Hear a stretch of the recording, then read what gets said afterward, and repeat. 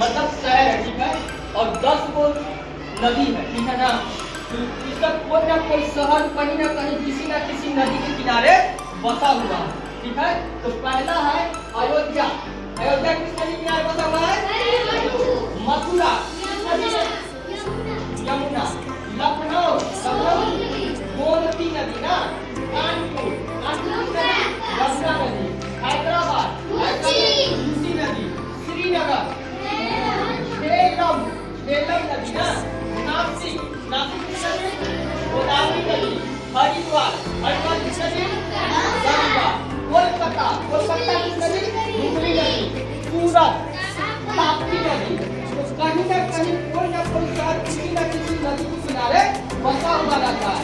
जैसे बनारस किस नदी के किनारे बसा हुआ है? तो गंगा नदी। अब बनारस से 10 किलोमीटर चले जाओ, इसका नाम है हैदराबाद, किस नदी के किनारे बसा हुआ है? वहाँ पे मिश्रण है, पर यहाँ पे लिखता क्या है? मूसी नदी ना। क्या लिखता है? मूसी नदी।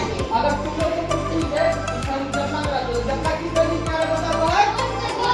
हमारी जमना किस नदी के किनारे बसा हुआ है? बड़ी बोलो, जमना किस नदी के किनारे बसा हुआ है? अब हैदराबाद किस नदी के किनारे बसा हुआ है?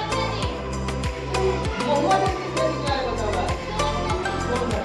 तो यही नदी जो निकलती है वो सभी को जोड़ते हुए जाती है। तो जैसे देखो मोहम्मदगंज, जमना, हैदराबाद। मोहम्मदगंज, हैदराबाद जगह है ना, ये तीनों तो लगा हुआ है, तो वो नदी तीनों तो आ ही रहा है ना। तो जमना जो है वो किसके किनारे बसा हुआ है? कौन नदी? हैदराबाद, मोहम्मदगंज, समझ में आया? कहीं ना कहीं कोई ना कोई मतलब जो शहर होता है वो नदी किनारे बसा हुआ है। तो इसमें हम लोग तीन में लिखवा रहे हैं कि अपना किस नदी किनारे बसा हुआ है। पता होगा, ठीक है। हैदराबाद किस नदी किनारे बसा हुआ है? कौन नदी? जमना किस नदी किनारे बसा हुआ है? मोहम्मदगंज किस नदी किनारे बसा हुआ है? कौन नदी? क्लियर? तो इसको देखो एक चीज याद रखना, इस सब नोट्स को बरकरार रखना, समझ गए? तो बहुत काम आएगा, समझ गए ना? इस सब कंपटीशन में भी पूछ देता है।